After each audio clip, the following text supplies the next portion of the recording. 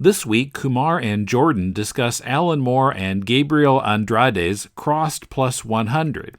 It's a sequel to Crossed by Garth Ennis and Jason Burrows, but because it's Moore, it goes in quite a different direction, including once again exploring the idea of the end of the world.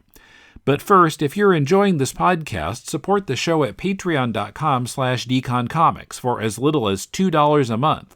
With your pledge of at least $4 a month, you can access hours of bonus commercial-free podcasts, including discussion of MCU movies and an issue-by-issue discussion of The Amazing Spider-Man by Lee and Ditko. Pledge your support now at patreon.com/deconcomics. This is Kumar. This is Jordan. And this is Deconstructing Comics.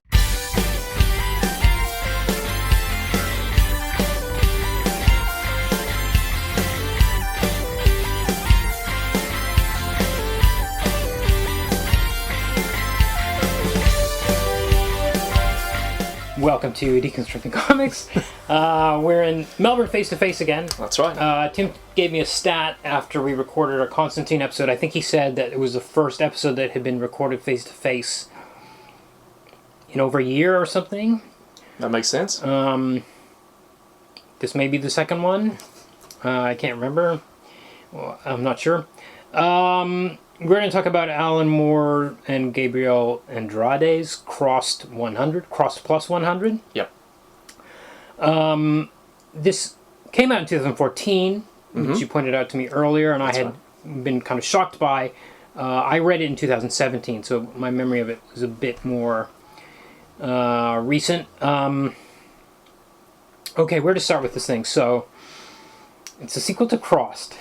Right, or it's set in the Crossed. Crossed there's universe, quite a right. few books, I think, in... Yeah, I think there's a lot of them, and I can't remember who all the other writers were, but Crossed was initially a Garth Ennis project for Avatar.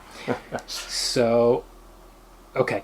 Right, well, what to say about... What to say about... So it's about a virus. It's about a disease called the Crossed disease because it makes... It makes this cross-shaped rash on a person's face when they have it. Yes. And it's a bit like a zombie thing, but it's not a zombie thing. It just makes people totally evil in the way that they would, like, have sex with babies and then rip those babies in half and then eat them and then maybe have sex with the pieces. Yeah. This kind of thing. And then maybe wear the baby's skin as, like, a crotch sack of some sort.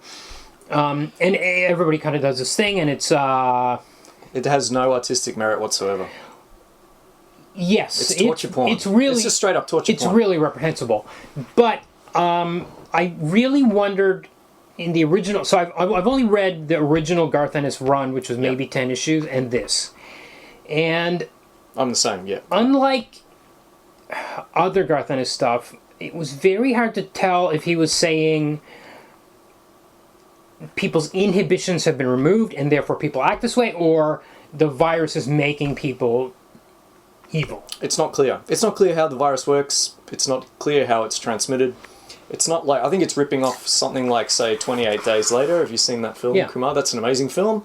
In that, the virus just makes people incredibly angry. Yes. It makes them very angry, and they kill everything they see. This... doesn't make you angry as such. You seem to laugh. It turns you just into a big arsehole. A laughing fiend, like a maniac, like what Hollywood imagines some sort of crazy serial killer. Well, yeah. Well, the reason I was confused about it because usually in a Garth Ennis, especially like his war stories and things, and even the war stories that were in The Punisher, he puts people into situations that are really they're war stories, so they're unthinkable horrors are happening, and yet there's a character or two characters that are able to retain their honor despite that situation and be decent human beings or do the very best they can in the circumstances they're in. And this happens again and again in Garth Ennis comics. Okay. And I think in those comics it feels like even if a person is exposed to the ultimate depths of depravity, they can retain their soul. And that's why reading Crossed, I remember feeling like, oh, he's saying that when anybody, no matter who they are, if their inhibitions get taken away, this is what they're going to act like. Yeah, I don't rate it because I don't. Is the id nothing but a desire to mutilate your own children and I agree, and I think that's the So the virus has some kind of does something else. It programs you into an asshole. Yes. Because and to get into, like, if I mention this now, it'll be getting into spoilers. But essentially, this book is called Crossed Plus 100, and the premise of that is that it's 100 years down the track. Now, it's 100 years down the track, and the Crossed still act exactly the same way as they did. So they act the same in 2108 as they did in 2008. So, so the idea is if you take the point of view that the Crossed virus takes these deep feelings that are pushed down by civilization and then strips it away and gives them free reign, why would they have exactly the same patterns of behaviour 100 years in the future when they would presumably have a different set of inhibitions and a different set of ultimately depraved behaviours? Well, I can't get into too much of what the thrust of my argument here, but I suffice to say that in Crossed Plus 100 there's a crossed society, and the people with the crossed virus in the crossed society aren't acting out against their own society, they're continuing to act out against the society that doesn't exist anymore. Right. The thing is, if it was a virus that just made you do the opposite of what society considers good, then all the people with the crossed virus in the cross society would be all like very charitable and baking cookies for the homeless and things like that. Right. It would be a reverse altruistic society in their society of horrors. So I think the cross virus, it doesn't make sense. I think it's just like it's like Garth Ennis sat down and said, what if 28 days later, but I made it even edgier? Yeah, it's I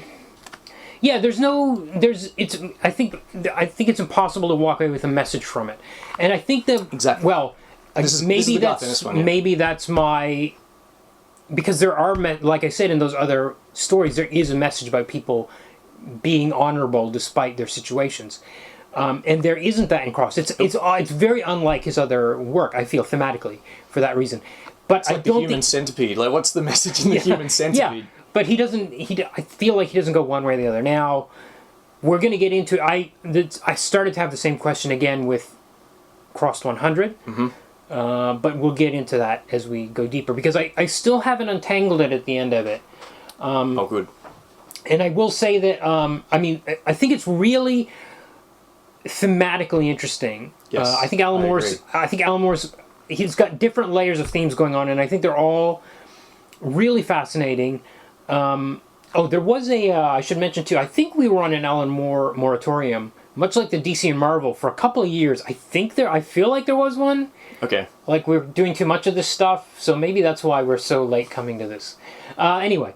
Well, I pushed hard for it. So even though I said that I find Crossed, like the one by, a revolting kind of comic, this comic, which Alan Moore for some reason has decided to write in the Crossed universe, I think is really good. As you're saying, I think the reason he's written I don't know what the initial conversation with Alan Moore and Garth Ennis was, where Garth was like, because the copyrights are owned by Garth Ennis on all the Crossed books. So this is very unusual for Alan Moore to be writing something that he doesn't own at this stage in his career. And I don't know what their conversation was like, but I think thematically, when you're talking about the end of the world, that is something that Alan Moore has come back to again and again. Yes. Especially, I'm thinking of like Promethea, Miracle Man, Providence. Those three big ones, three giant series from it, and they're about the end of the world. And the message in all of those has been, what does the end of the world mean? It doesn't mean a scorched earth. It means that the ideas, the culture that we have formed, which is completely artificial, is made by humanity, that ends, and a new culture, a new idea comes over the surface of it. This is the first of all those series, of the four, where we see the aftermath of that, really. The others end, Providence ends with the end of the world, and we see a little bit at the end of Promethea, where it's just the same world, except people are thinking about things in a different way. Like they're slightly kinder to each other or something like that. Well, yeah, in this case, I would agree with you there, that in this case, we're seeing I'm not even sure if I would say that it's after. I feel like we're almost seeing a coda or or an afterword where the civilization occurring calamity has happened, the civilization destroying calamity has happened, and what's going to appear in its place? Yes. And this is sort of like 100 years of the various human societies trying to see what the post-apocalyptic human culture is going to be like. Yes, but they're trying to rebuild the culture that existed before the crossfires. And I think this is their fatal flaw. This is their hubris.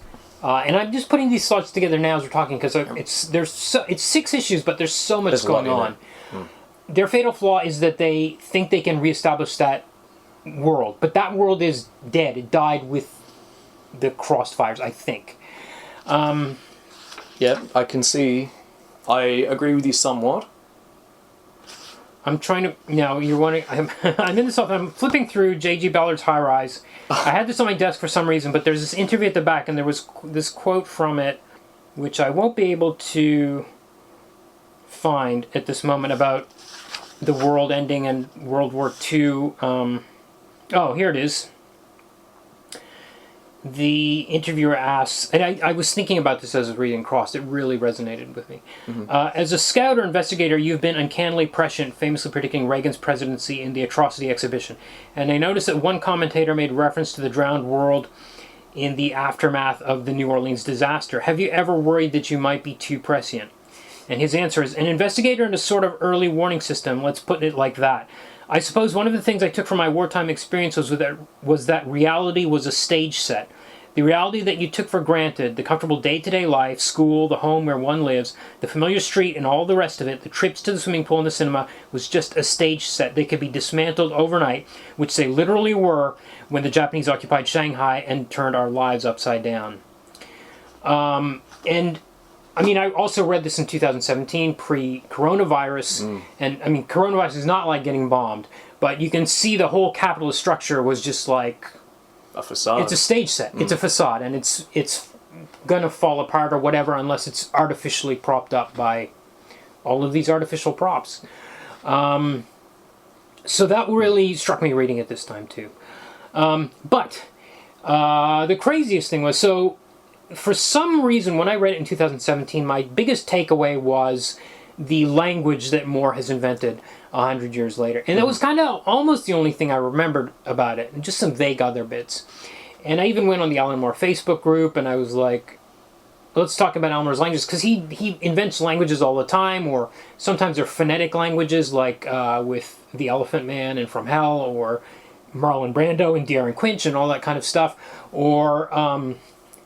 Halo Jones. Halo Jones is a future. patois in Halo Jones. That's right. Yeah. There's future language. Sometimes there's future languages, and oftentimes if people are speaking foreign languages, he just puts it in the foreign text, and you don't get to. You're not privy to that. Like in League. He does it in League all the time. He did it in Big Numbers. I think there was a Hindi-speaking family in there, and you're just like, we don't know what they're talking about. So that was a. Well, let's start easy, like I did. We'll just, and now reading it again the second time, I was just like, boy, the language is really amazing. Yeah. And I remember getting to issue 2 or 3 and being like, oh, you learn new words. He teaches you language, and you learn the words. You're like, oh, this word, and they're not crazy words. They're like, the word movie means something is spectacular or cool. Yeah. Or what are some others? I think there were, I might have. Well, essentially, he just sort of swaps out. It's essentially kind of like he swaps words more or less. There's a simplified grammar, and he will generally swap out a verb, a noun or a verb, with some sort of interesting equivalent. Adjectives sometimes they function as both adverbs and adjectives or something like that. Yeah, yes. I don't even know if I wrote down because there was so much, and I was. Well, there's movie for cool, tight for okay, safe, or all right, safe, secure, okay, yep. Brown for shit. Yep. Bunk for sleep. Download for unload. Yes. Which on the internet some people have really had a problem with, but I think is fantastic. I do. Yeah, I love that. And there were a few that they say download the stuff out of the car, and I just think that's just great. There were a few words that were like almost Facebook words. I can't remember what the others. Maybe one was like or something. There's FAWK, which is in there constantly, as far as we know. Yeah. That one's in there a lot. Yeah. I didn't understand why the U.S. was called Alleghania. No, I don't understand that either. And there were some, like, I never figured out. There was one called bio boobies, and I couldn't figure that out until I looked online. I went into an online dictionary and found out it was biological booby traps. Yeah. I did manage to figure that one out. Like, because there's two separate references. First, one of the characters says, there might be bio boobies. And you're like, what? Yeah. Right. And then in another panel, it's a flashback to when the main character's grandfather was a boy. It says his parents fell into a bio booby and he had to burn them. And it's got a picture of them lying on sharpened spikes, but grinning their heads off because they have the crossed virus. And then he's pouring Caro on them or something. Right. I didn't look closely enough, but I must say, Gabriel Andrade's art. I don't know him, but it is awesome. Yeah, it's phenomenal. And he never cheats on a panel. He never cheats on the backgrounds. Every panel, he's taken the time to draw in all the stuff that's going on. And there's a lot of detail that you don't notice, like. There's a whole thing about the ostriches having rings around them to identify them as coming from one tribe. Yep. And you don't notice, until that's brought up an issue later, you don't really notice that. But he hasn't skimped on any of that stuff. It's all in there. There's a drawing of like a wolf pack in an early issue, and it's just it's a 2-page spread. Yes. It's just like he's drawn every wolf. There's no blurry bits in the background. It's all really astonishing. He does do a lot of Dutch tilt angles for some reason, which were distracting and weird. I don't know why he would make the decision to do that. It's a bit like watching Batman 66 at times, because things are just like at 45 degrees for no dramatic storytelling reason that I could tell. Anyway, so back to the language. I was reading this. I was rereading it this time. I was getting to issue 2. I was like learning more words. Issue 3. I was like, that's what that one. And I felt like going back to issue 1. I was like, I got to go back and reread these. I said, I can't wait to get to the end of this and reread it. I got to the end. I was like, I'm never reading this thing again. Well, not never again, but it was so. Somehow I'd forgotten how it ended. Bleak. How it ended. How depressing and miserable and awful. It is not miserable in the way that Crossed was miserable in its own specific, very clear message. Again, going back to the theme about the end of the world and the end of ideas, and how your ideas, they're just, culture is just, it's just been put there by the status quo and put up on these stilts especially by capitalism, and all these things are just stuck there. Then there's no permanence to them, and once they're gone, they can be replaced by something completely horrible. So tied to that again is the whole, we haven't talked about the plot-wise, there's this whole science fiction theme going on. Yes. And this is so great, and it's part of the thing that cuts you down at the end, because, again, it's just so layered and complex that it's I'm having trouble articulating it. But it's about this. So it's 100 years in the future, and now they speculate that there's only about 2,000 crossed infected left, and everybody else is living, normal people. Yeah. And they form these communities, and each community has what's called an archivist, and they go out on these runs for food or killing crossed or whatever run they're going out for to find more fuel, etc. And to recover knowledge. And they recover knowledge. They look for books, they look for DVDs, videos, anything. Any knowledge of the old world they can find. Yes. My first thought on reading issue, and again, I've forgotten everything after 3 or 4 years. My first thought in reading issue 1 was like, oh, this is like a canonical for Leibowitz a little bit. Because it's like way far in the future. Some apocalypse has happened, and some people are preserving maybe useless knowledge. And I mean, canonical is top 5 great science fiction novels out there. And then a chapter actually comes up. Each chapter is named after a science fiction story or novel. And they're very carefully chosen as well. Very carefully chosen, and often to undercut them in some way. I think Foundation in there was about rationality. Well, I've got a lot to say about go ahead, what the volumes are called, but we can get to that later. But your point, the archivists. So each society, as you say, there are these settlements. We see 2. Chuga, which is Chattanooga, and Murfreesboro, and they have people in them who are called archivists, which I think is a great title, and they go out and they try and find libraries and they try and find knowledge, and we get to see Alan, particularly in the early volumes, we get to see the archivist at work and see, well, what sort of things are important to the archivist? What sort of knowledge? So Moore has decided to say, well, 100 years in the future, in a post-apocalyptic world, what will they value about the culture which is gone? And as like you said, like, a lot of it's just seen as wasteful and nonsensical. But on the other hand, there's some other things as well. They want practical things, how yarn patterns, knitting patterns. Yes. Islamic studies, yes. because the people in Murfreesboro are Islamic. Yeah. But she picks up, I think, at one point, or she mentions in passing, Stephen Hawking's Brief History of Time. Okay. And she has no use for it. Yes, I made a note of this. What was it? There was a really chilling line. Oh, once we could scull so many useless things. Which means when we were able to waste our time thinking about things that were not... Skull to think, yep. Yeah, Or so no. once we could scull so many useless things, I don't need that book. Yep. Right. And this is high science. But she collects science fiction. Yes. This is a central theme, which is called wishful fiction. Fantastic. Because it's not science, it was just imagine if the future was good or something. Obviously that's not what happened. We're 100 years in the future and the world is a shit. She can't relate to what she calls wishful fiction. Yes. She conflates some... But she collects it and reads it. Yes. It's called Wi-Fi, by the way. Yeah. Sorry, what? She collects it and reads it. She's fascinated by it. Yeah. And she has a lot of ideas about what it means, yeah. or what it meant yeah. for the pre-collapse society. But what the thing that I really take away from it is that she doesn't understand it. Okay.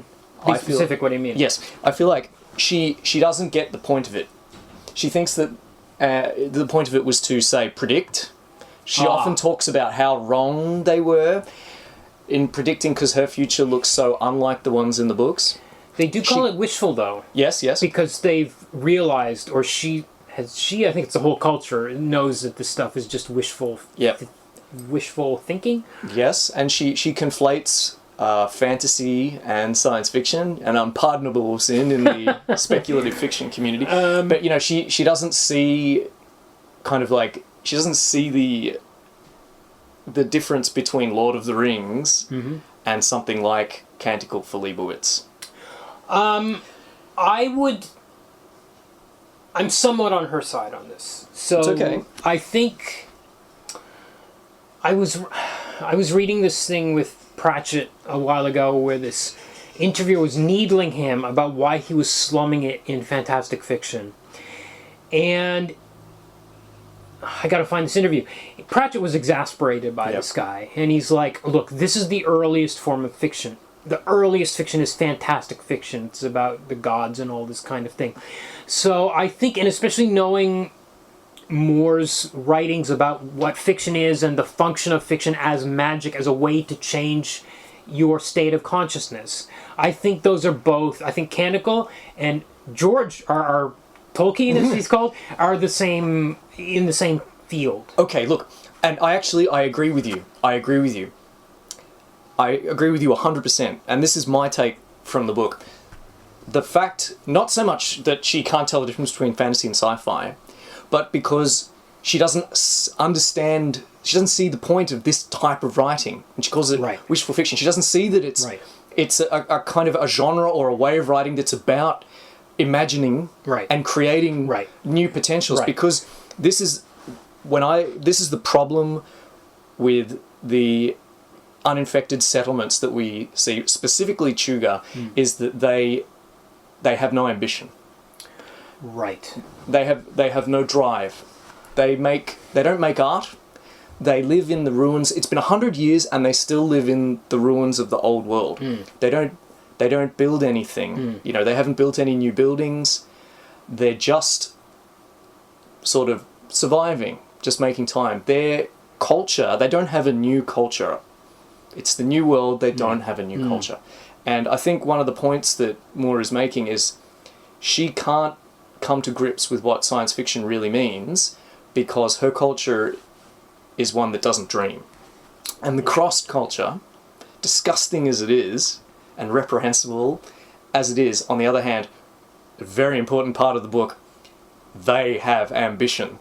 They have drive. Yeah. They have something that they believe in. And the horrifying kind of denouement of the series is just how powerful and long-reaching and insidious that ambition was and is. What was the last...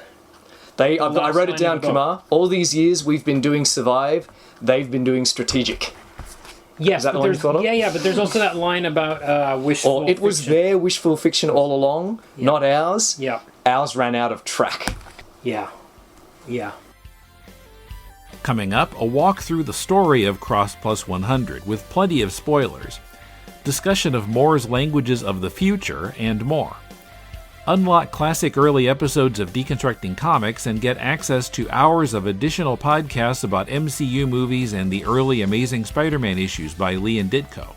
Support this podcast and our other shows at patreon.com/deconcomics, or you can send a one-time donation via PayPal to mail@deconstructingcomics.com.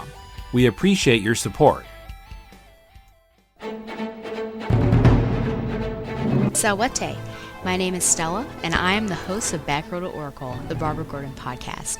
Batgirl to Oracle is a podcast dedicated to Barbara Gordon, the first woman to hold the mantle of Batgirl for an extended period of time, roughly 1967 to 1988. The goal of Batgirl to Oracle is to examine the character's history from her first appearance as Batgirl and continuing through her tenure as Oracle. Each episode looks at a vintage issue of Detective Comics or Batman, as well as other books like Justice League and Freedom Fighters, and modern issues of Batgirl and Birds of Prey. I also keep track of news involving Batgirl and other members of the Bat family, and I have a revolving series of segments like Babs in the Tube, which highlights appearances of Babs in TV and film, Shipper Spotlight, which looks at a variety of comic and pop culture couples, gives their history, and determines whether they are hot or not. Reading with Stella, which could be described as an audio drama, or just me reading a book that relates to Babs or doesn't, and of course, the mainstay literature recommendation. I have been blessed to interview writers Scott Beatty and Chuck Dixon on their Batgirl Year 1 work, Brian Q. Miller on his Batgirl run, Dwayne Swarzynski and Christy Marks on their separate Birds of Prey work, and the creators and actors of the Batgirl Spoiled, the web series.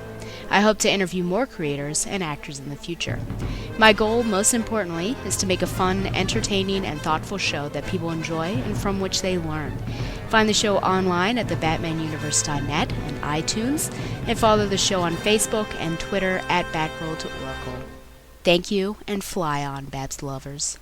Okay, well, let's talk about how we get to that super depressing Yes, ending. let's run through the story. So, it's a real slow burn, and this is the thing, I was like, it was really kind of feel good, especially if you've read Crossed, which is so miserable. Yeah. Crossed Plus 100 was really like, oh man, like there's only 2,000 of these guys left, and they're rebuilding, and there's just like those glorious Alan Moore sex scenes. There's always people that are so happy to be fucking, and it's like, wow, this is really great. Everybody's having a good time, and they're recovering all this stuff, and there's a kind of going back to the language a bit, there's a scene where they have a council meeting, which is called a shout. And by that stage of the book, you almost understand what they're... Yeah. It's like one of, like you said, it's one of the speech. joys of reading it, because you learn as you go along and you start to enter into the world. And it makes you want to go back and read past previous panels, previous volumes. Yeah. It's and you get to this scene, this council scene, and you're kind of there in the meeting, and you're like, oh, we're going to have electricity, and we're going to have this and that.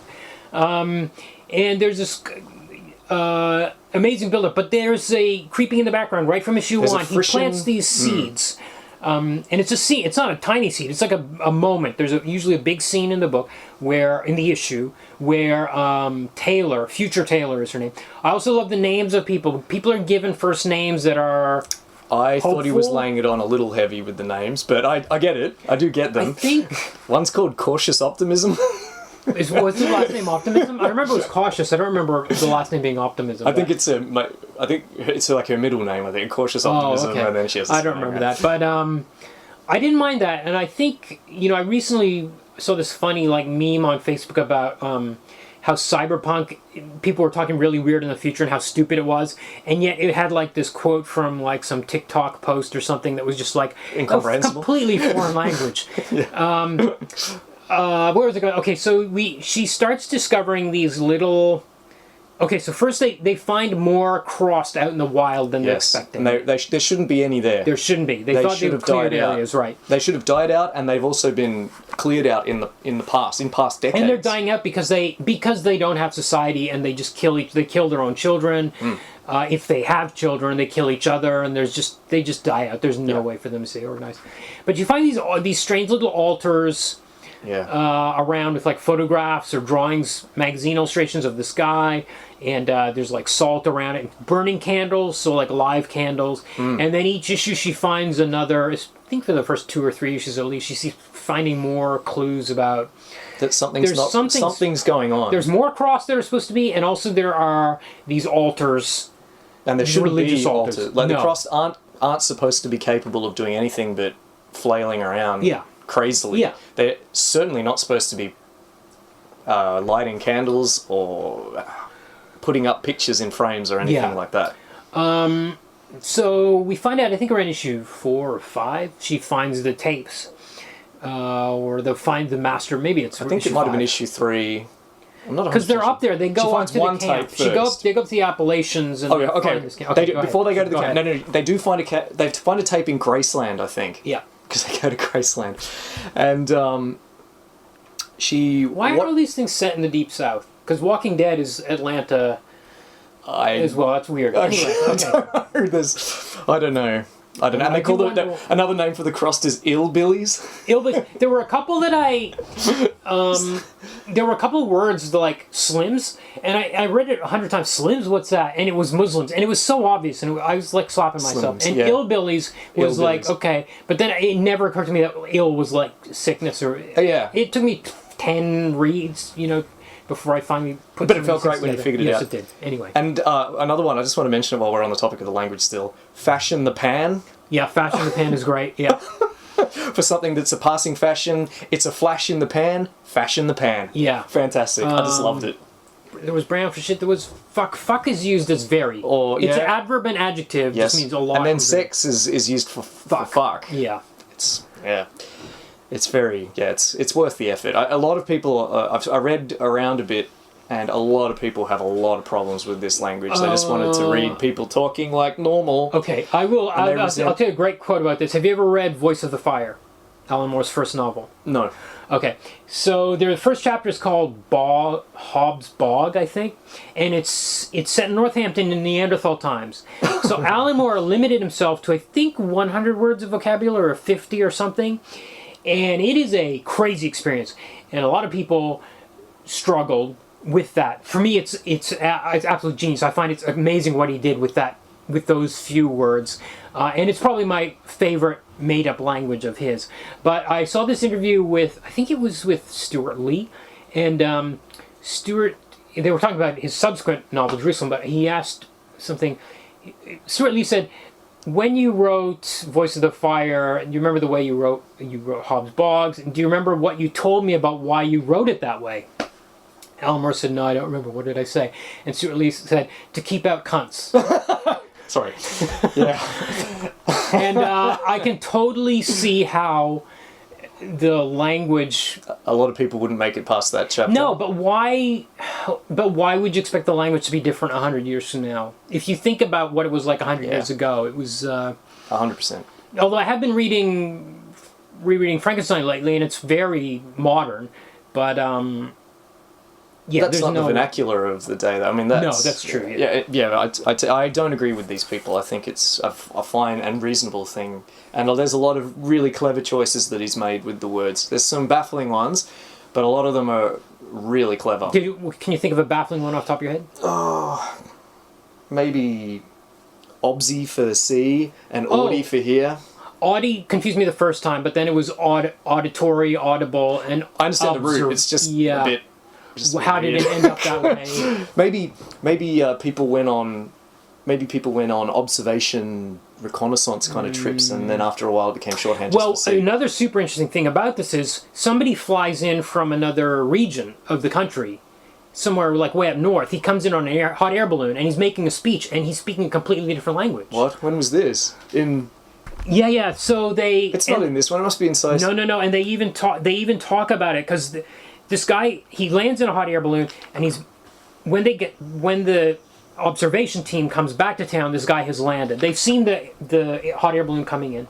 And then they see him making a speech in town, and he's speaking some weirdo dialect of English. Okay. And they say to each other, "Boy, I don't understand what that guy's talking about."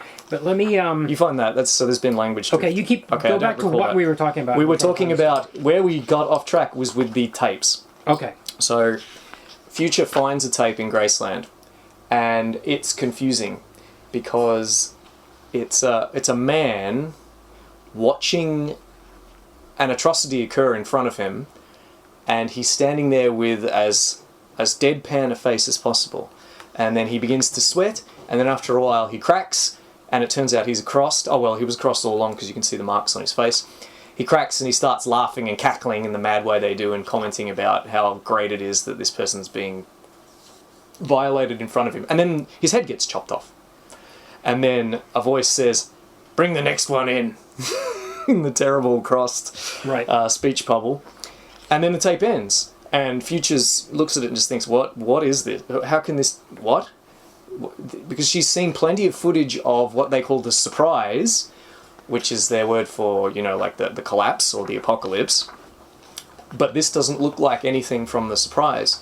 It looks like it came from much later, and it looks like there's some kind of test or training going on, and that, or rather, she can't at all come to grips with what's happening in it, and it's unsettling.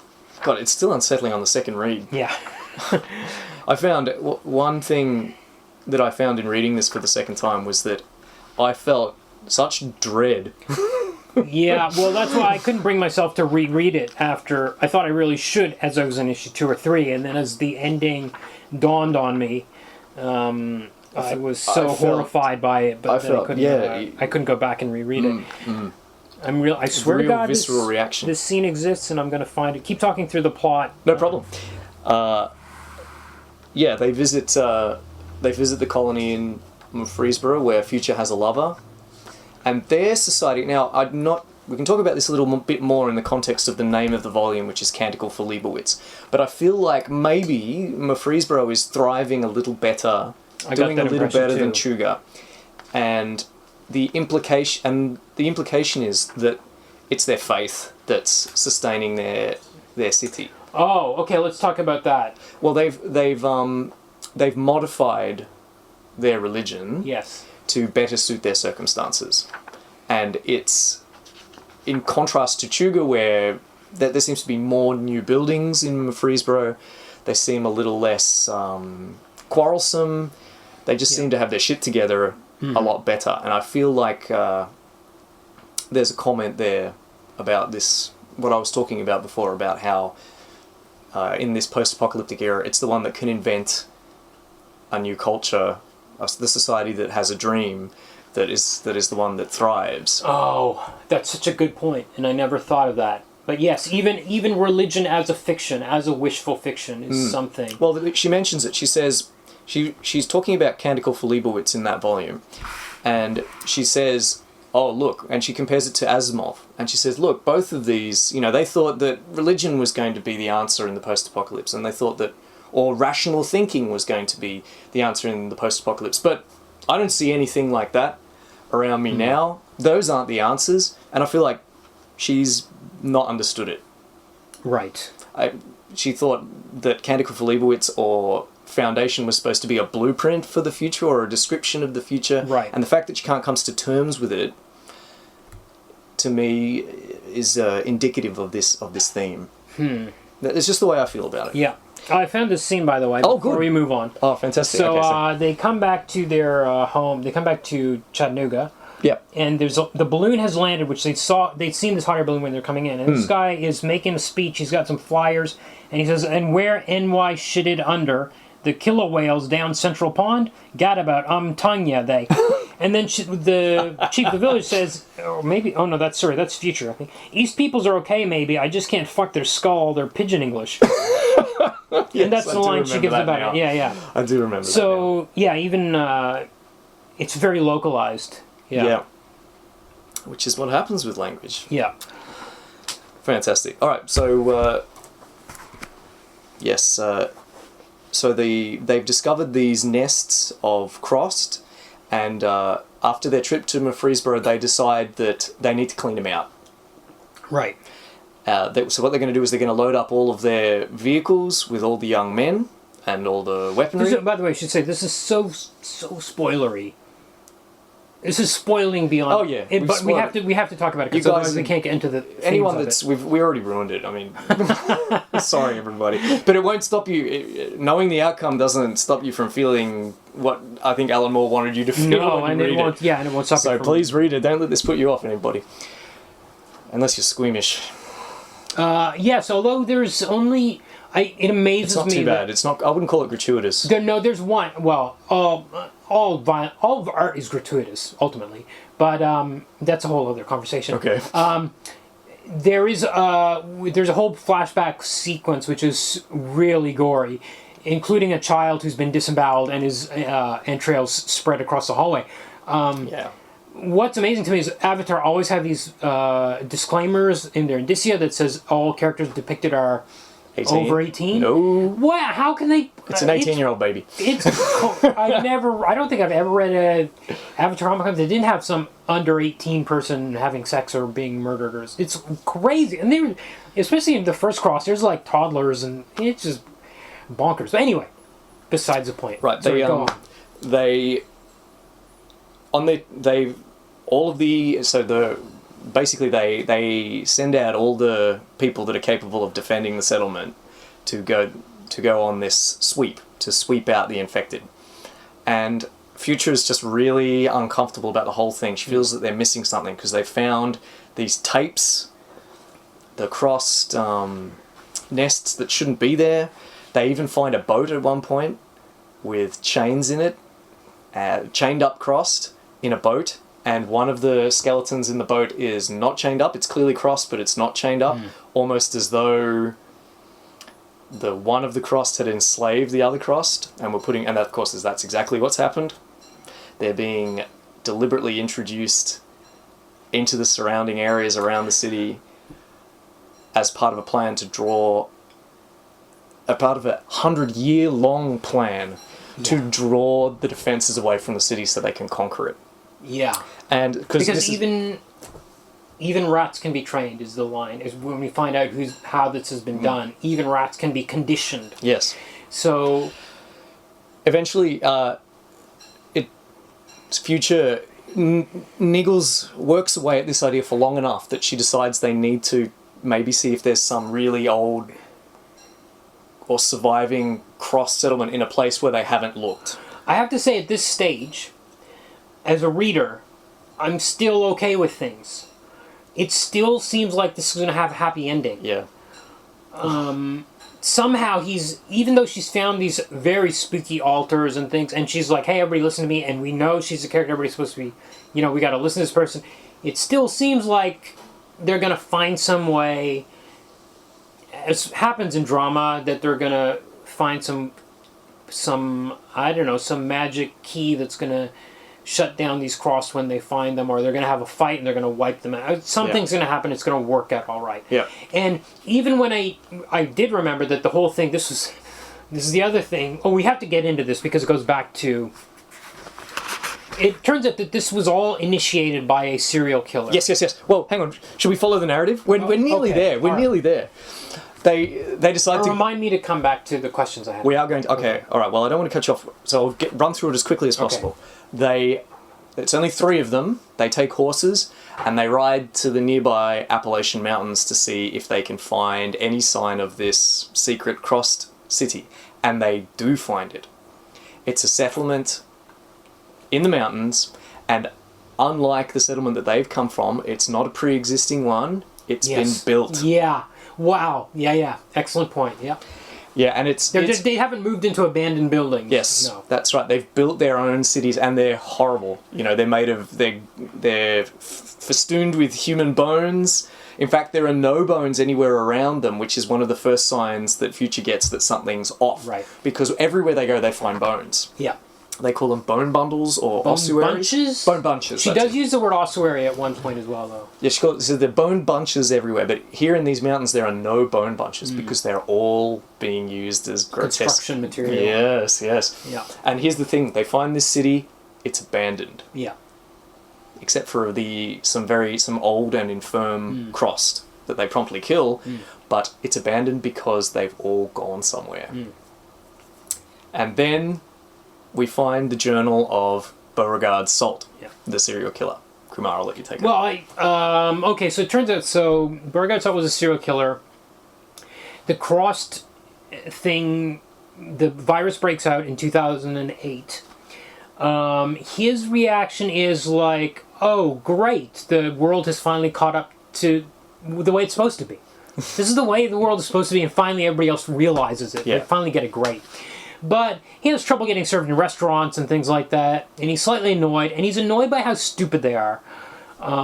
So he decides he's going to go up to and he doesn't want this. He's done the math, and he's figured out, well, these people can't have kids. They can't maintain families or kids and stuff. So this world, this exciting world, this exciting, lovely world. It's the way it that should matches be. his own internal landscape. We should point out he gets the virus and doesn't change. Okay, I was going to get to that. That's the key thing. Oh, yeah, sorry. So that's a very key thing. He gets the virus and it makes no difference to him. His mind works the same way. It's not like his thoughts are muddled or anything like that. He's just completely... He didn't even notice it until he looked in the mirror. And, he's got the cross on his face. Yeah. He's got the rash. He's a sort of like a cartoon sociopath, and he's obsessed with. He doesn't feel like, I guess, normal emotions. Instead, he's upset. He's obsessed with... Well, obsessed with that's control. true of actual serial killers and psychopaths, too. That's what it's about. And he doesn't like it when they're laughing, when he kills them or whatever. He's like, this is not the fun part. The fun part is when they're scared and they lose their sense of control. And, they're not supposed to enjoy it. He likes inflicting pain. But this obsession with control works itself out because he gets the idea that he can control the crossed. Right. And he begins with his neighbours who have... As you said, they've butchered their own child in the corridor to his building, and I think he chains them up, and they're his first subjects. Then he tries to instill in them some kind of survival instinct, because he's trying to get this perfect world to last forever. He does the math beyond his death. Yeah. He's planned for this. He knows he's going to die at some stage. He's like, I got to train a generation well enough that they can train the next generation. He does the math and he realizes that the crossed will outnumber the uninfected, or I think the clean faces, he maybe calls them, for the first 10, 20 years. But after that, the crossed population is going to skyrocket downwards as they all die off from exposure, from lack of reproducing, from just straight up murdering one another, and then slowly the clean faces are going to outnumber the infected. So he thinks, I need to come up with a plan for what to do, how to sustain this society when that switchover occurs. And his plan is 100 years. And here's a key point. All through the first five volumes, nobody knows what date it is. Right. Yes, right. They give what they think it is, and then they follow it up with AFAWK, as far as we know. But then they realize, it's this horrific realization that when the crossed have marched out of their grotesque city in the mountains, it's exactly 100 days. Yeah. So 100 years, rather. It's exactly 100 years to the day since the surprise, since the great calamity. The crossed have kept track of the days when the uninfected people didn't. Right. They're the ones with the focus and the plan. Yeah. It's just so... Yeah. It's so good. The thing I wanted to get back to was the thing about him not changing when he gets infected. Yep. Because this goes back to the core question I had about the Garth Ennis series, is what does the virus what does it do to you? And even if, Alan Moore's opinion about that might be different from Garth Ennis's thesis about that, But what is it saying about it? Is it saying that the virus removes your inhibitions, or it turns you? I actually think it must be saying that it turns you evil because it has no effect on him because he's already. It has because he can clearly keep a lid on his. Because he's able to function in our society. Yeah. He can clearly keep a lid on his behaviours when he doesn't. So it can't strip you of your inhibitions because then he would have been acting out on all of his. So instead, it just warps you into a sociopath. Yes, that must be it. A crazy cackling. Well, that makes me feel better about the initial Crossed, if that's what Garth Ennis was thinking and failed to write about. It's not like it's not like Lord of the Flies. It's not the Lord of the Flies virus. He's not saying that you and your kids would act this way if they were infected. If we're all on an island somewhere. No. I think the thing was the way it. And that makes it. When it happens in the Garth Ennis series, when you get infected, you turn. No matter how good of a person you are, it's sincerely a good person. You will turn into one of these things. Yeah. So, I don't know. It's like vampirism. I'm talking in circles. I mean, there isn't really an explanation for how it works. I read an interview. The question is not how it works. The question is, does it release what's inside you, or? I think we can say it doesn't because it just turns you into a fiend. It turns you into a fiend, but just a fiend with less experience than Beauregard Salt had. Beauregard Salt had his entire life to disguise his worst impulses. Right.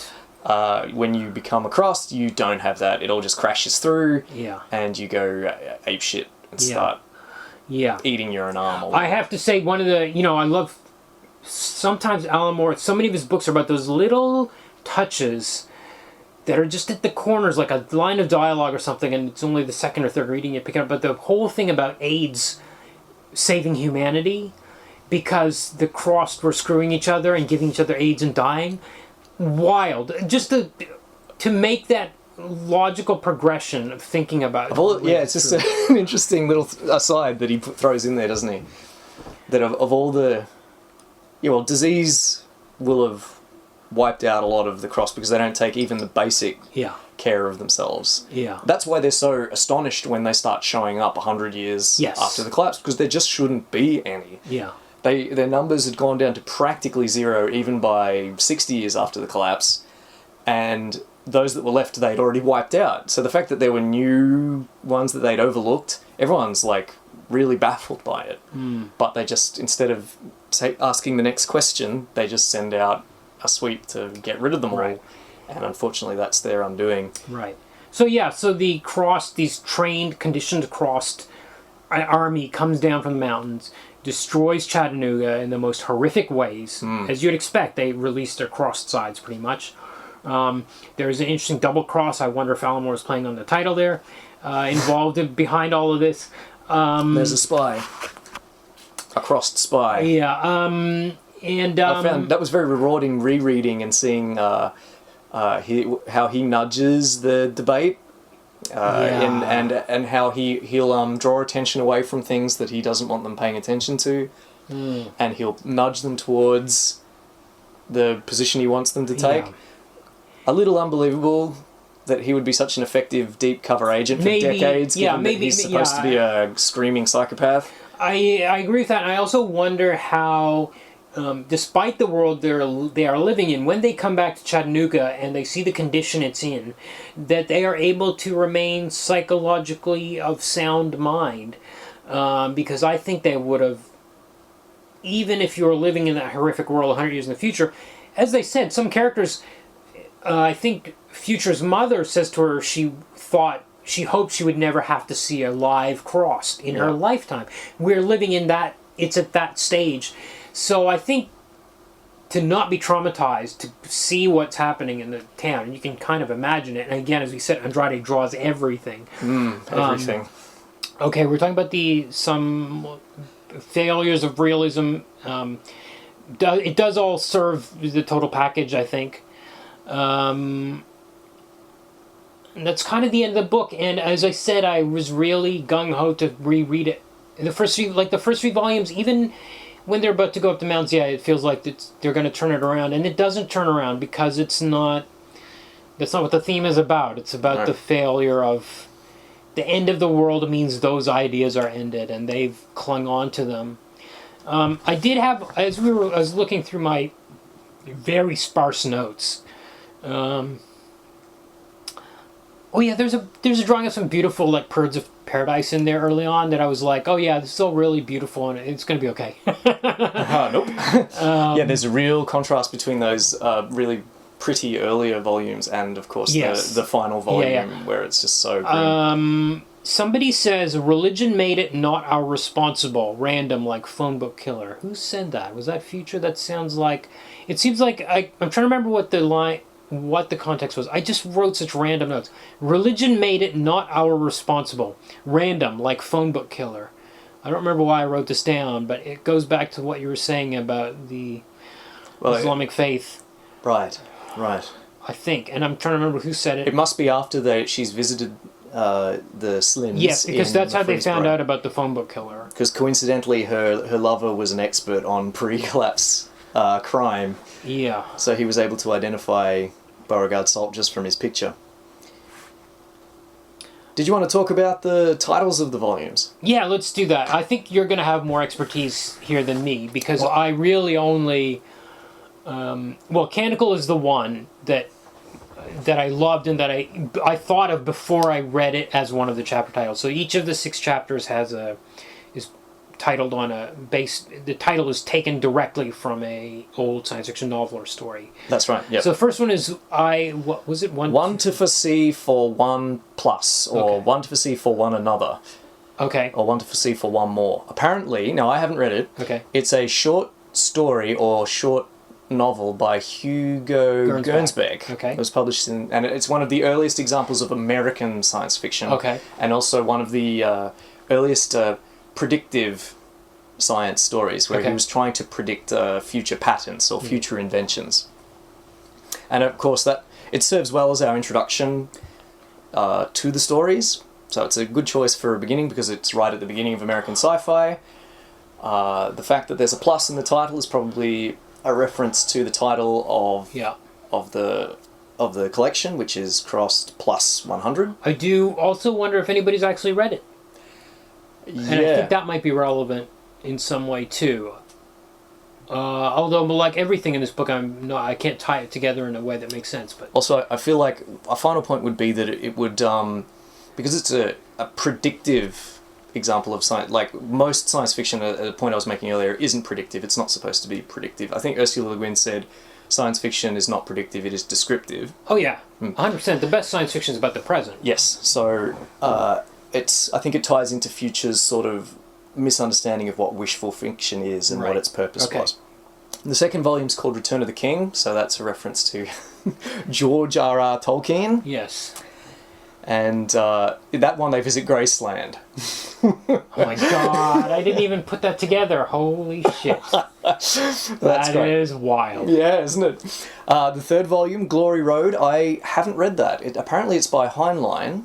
Okay. I haven't read it. I've never even heard of it. No, I hadn't heard of it either. But also The Road, Cormac McCarthy's The Road is mentioned here. It's mentioned, and I wonder if that might have been a better title, honestly, for... No, but what was she saying about McCarthy's The Road? That it didn't go far enough. It didn't go far enough because they only ate like one baby. Yes. They find people eating a baby and there's only one baby, and she thinks it's ridiculous. Well, I think it's the right title because I think it's because the road is in Glory Road, so it's kind of there anyway. Excellent. The next is Canticle for Leibowitz. Yeah. As we said, this is the one where they visit the specifically religious Mephisborough. And all these stories are mentioned specifically by her in the story. So what did she say about Canticle? She says it's inaccurate because she doesn't... She says maybe that's when she said religion made it not irresponsible. It's possible that's when she learned about the... But she keeps comparing the wishful fiction that she reads, that she's fascinated with, to the world that she lives in, which I think is a misunderstanding. But it's great. I mean, it's such a great idea to have her interested in it. It's her passion as an archivist. Well, it was interesting to me, too, because coming from outside of it, you know how Alan Moore feels about fiction and fantastic fiction, and it's not like he would ever be like, this is useless junk. No, he would never say that. That's right. But he's kind of placed these characters in a way that fiction is useless, whereas he would be the guy that says this is the most important fiction there is, and it's much not like useless. Pratchett did. It's just the fact that they find it useless is they're failing. Yeah, exactly. That's how I feel. Okay, next one.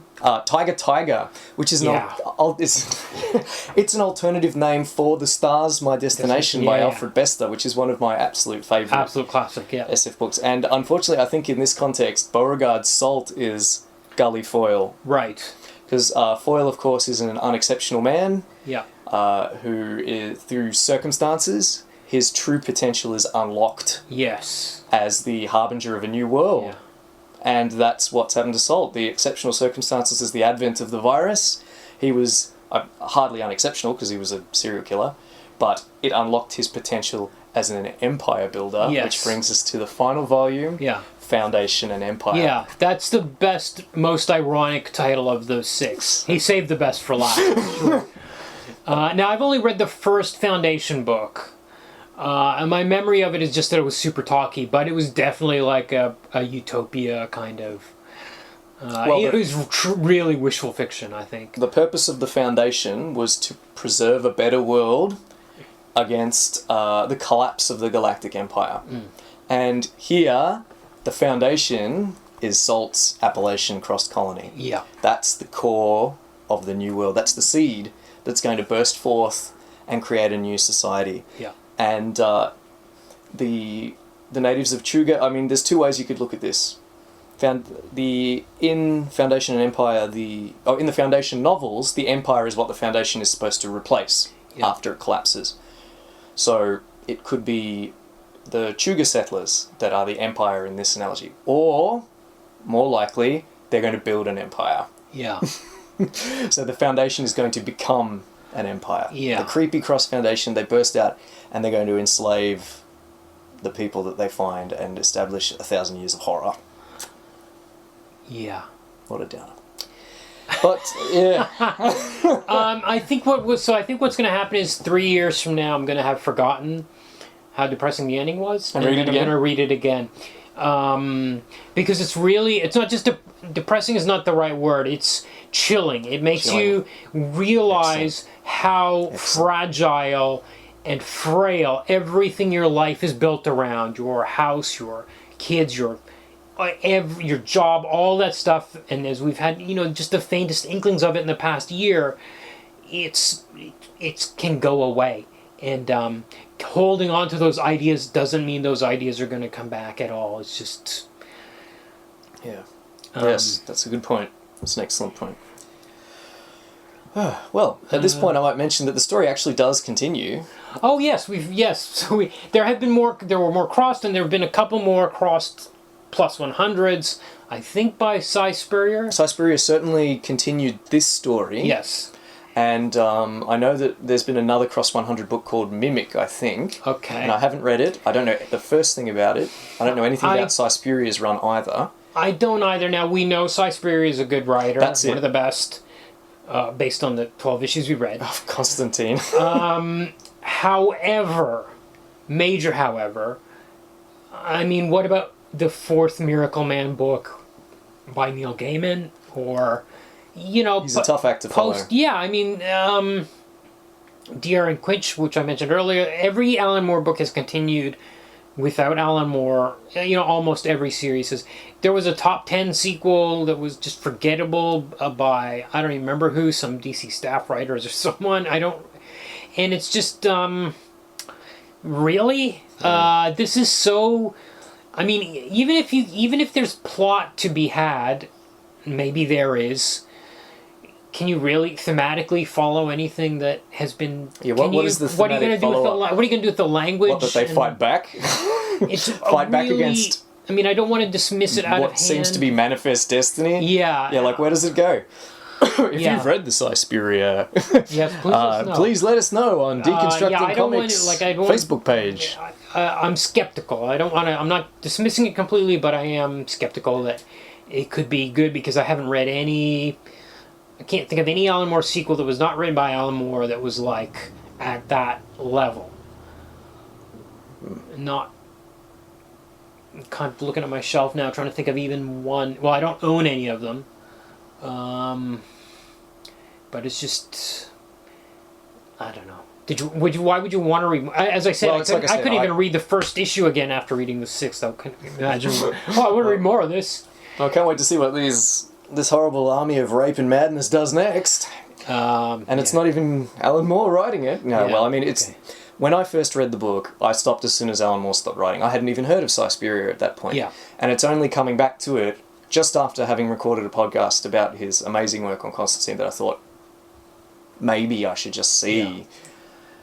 But it's a big maybe. Okay, so I think that I'm going to try to leave this on a positive note and say that as much dread as it will fill you with at the end, this is a journey that must be taken. And I think it's an important lesson to be learned at the end of it. And it's amazing that it's not one of those 12-issue epics by Alan Moore. This is 6 issues, very tight, very tight, very tight. The structure is really, it's very carefully balanced and beautifully orchestrated. And there's some real sleight of hand going on with it, with how joyful he makes you feel at times. And how he manages that creeping thing that's happening in the background at the other time. It's just an undercurrent of tension and unnerving dread just sort of running through it. Yeah. So what Kumar said, everybody, make sure you read this book. All right, excellent. Crossed Plus 100 is published by Avatar. You can help Deconstructing Comics and all our podcasts by joining us on Patreon at patreon.com/deconcomics. And go to deconstructingcomics.com to connect to us on Twitter, Facebook, or YouTube, to shop on Amazon to support the show, and to find links to subscribe to the podcast. Next week on Critiquing Comics, Jason McNamara joins me to discuss The Zombie Game by Dan Bridges, Gary Ambrosia, Pablo Ayala, Lucas Gattoni, and Emily McGinnis. Till then, this is Tim, and thanks for listening to Deconstructing Comics.